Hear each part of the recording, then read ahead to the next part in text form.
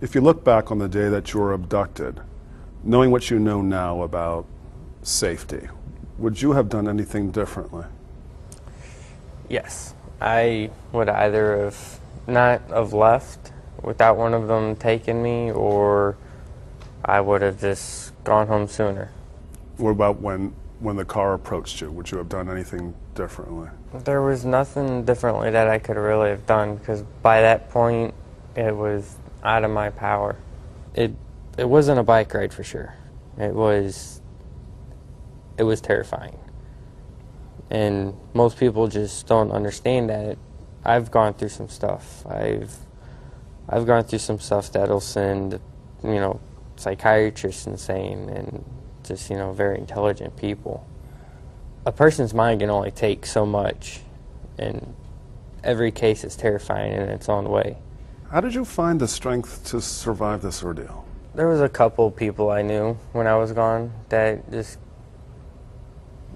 kind of made me know that there is better stuff out there, and it just kind of helped me hold on. The Douglas family?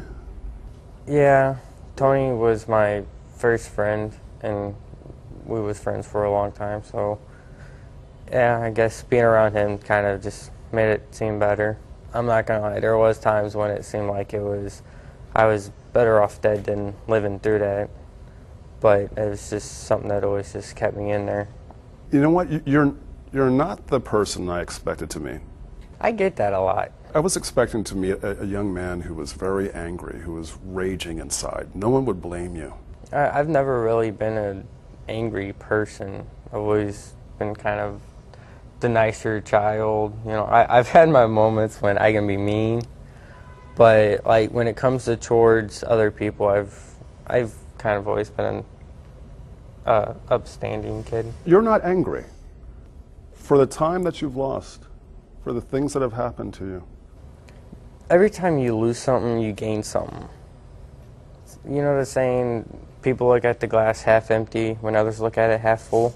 I work on the good times. Like, I'm already thinking about tomorrow and, 3 days ahead, when I get home, my friends, the motocross I can ride and stuff like that. I just look towards that to make my life happier. Instead of looking at back on my life to make me happy, I look forward to my life. It's taking a while for your parents to let you be a little bit more independent. Yeah, but it's all part of a progress that every parent has to go through. It's just theirs is a bit more difficult because of what happened. They're just scared of letting go again. Are you satisfied with Michael Devlin's sentence?